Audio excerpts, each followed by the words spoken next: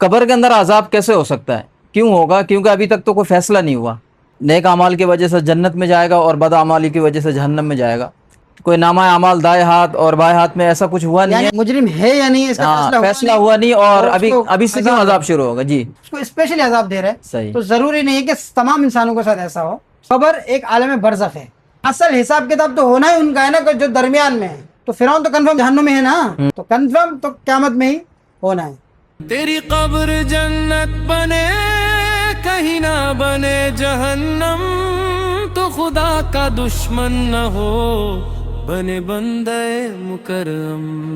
تیری قبر جنت بنے کہیں نہ بنے جہنم، تو خدا کا دشمن نہ ہو بنے بندے مکرم.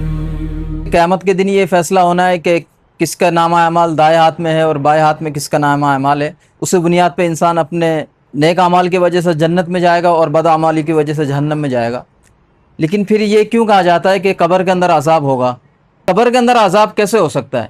کیوں ہوگا؟ کیونکہ ابھی تک تو کوئی فیصلہ نہیں ہوا.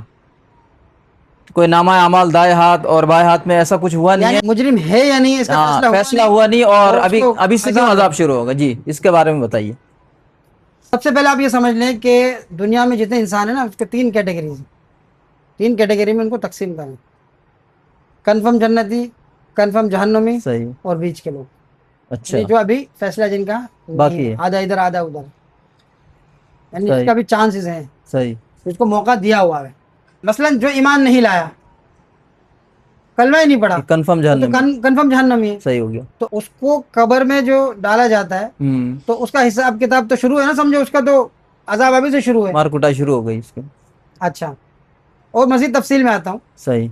اور جو کنفرم جنتی ہے، جس کے لیے مثال کے طور آپ سے فرمایا عشرہ مبشرہ ہے کہ بھائی یہ جنتی ہے، صحیح. تو وہ تو اللہ نے آلریڈی کہہ دیا رضی اللہ عنہم ورضوا عنہ، یا جس کے بارے میں اللہ نے خود فیصلہ کر دیا ہے کہ وہ کنفرم جنتی ہے، وہ تو جنتی ہے نا. صحیح. بیچ کے ہم مسلمان اب ہمیں نہیں پتا کہ ہم کیا ہیں. کیا ہے؟ تو اللہ تعالیٰ نے ان کو ان کی تقدیر کو معلق کیا ہوا ہے کہ اگر اس نے سفارش کی، اگر فلاں کام ہوا تو یہ جنت میں جائے. تو ان کا حساب کتاب ہوگا، ان کا حساب کتاب ہوگا. تو سب کے ساتھ عذاب نہیں ہوگا قبر میں، اور سب کو جنت بھی نہیں ملے گی. اسی لیے فرمایا کہ القبر روضۃ من ریاض الجنہ او حفرۃ من حفر النار. یا تو جنت کے باغات میں سے ایک باغیچہ، یا جہنم کے گڑھوں میں سے ایک گڑھا. قبر ایک عالم برزخ ہے. صحیح. اس عالم برزخ میں جب ہم پہنچ جاتے ہیں، تو عالم برزخ میں آپ کو یعنی کہ ویٹنگ روم، ویٹنگ ایریا. صحیح. اب جب سب لوگ مریں گے، سب زندہ ہوں گے دوبارہ، تب قیامت قائم ہوگی، تب حشر نشر، اور تب جو ہے نا فیصلہ ہوگا. لیکن تب تک کے لیے ہمیں ویٹنگ روم میں رہنا ہے. اب آپ کو ویٹنگ روم جیسے نا، اب یہاں پہ جو بالکل فرسٹ کلاس سیٹ ہے، فرسٹ کلاس ویٹنگ روم آج کل اسٹیشنوں میں بھی ہے نا، اور ایئرپورٹس وغیرہ میں بھی ہے. اور ایک بالکل تھرڈ کلاس، اور بلکہ اس سے بھی بدتر، جو روڈ پہ دھوپ میں سڑ رہا ہے بندہ بیٹھ کے.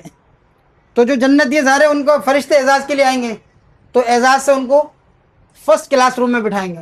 یعنی وہیں سے وہ جنت ان کو نظر آ رہی ہوگی، جنت کی ہوائیں چل رہی ہوگی، یا جنت جیسی چیزیں ان کو دکھائی دے رہی ہوگی. وہ جنت نظر آ رہی بھائی.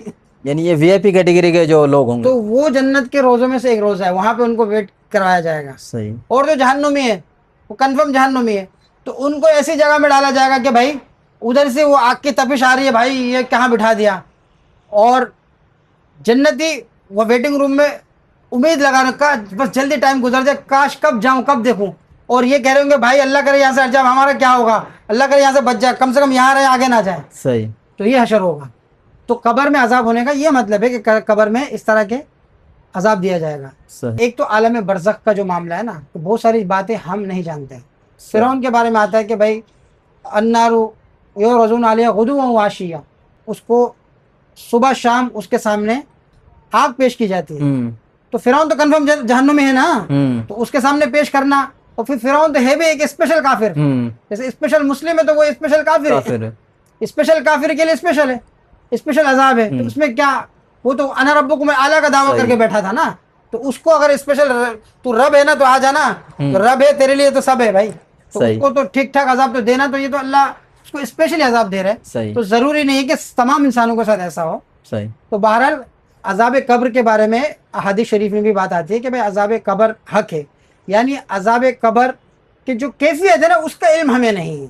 اب وہ عالم برزخ میں اس کو ڈائریکٹ عذاب دیا جا رہا ہے یا اس کے عذاب کا ٹکڑا دیا جا رہا ہے، کیونکہ قیامت میں اس سے کیا حساب لینا ہے، اس کے تو بغیر حساب کتاب کے کیا ہے جہنم میں. اصل حساب کتاب تو ہونا ہی ان کا ہے نا کہ جو درمیان میں ہے. حساب یسیرہ کا کیا مطلب ہے؟ ایک طرف تو یہ بات بھی ہے نا کہ بھائی جس کا حساب لیا جائے تو وہ تو پھنس گیا.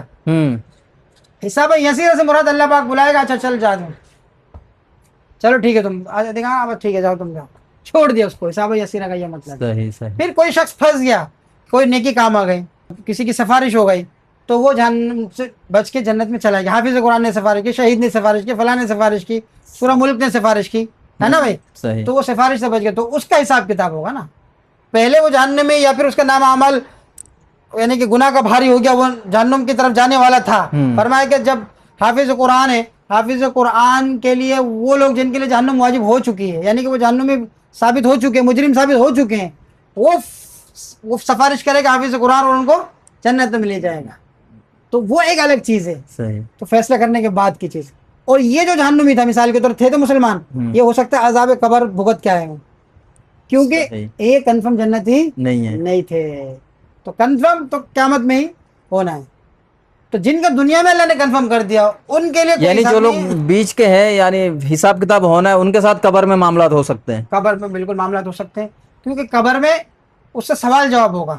یعنی اگر وہ دین سے محبت کرتا تھا لیکن گناہ ہو گیا تو اللہ اس کے ساتھ ایک مہربانی فرمائے گا کہ اس سے وہ سوال ادا کروا دیں گے.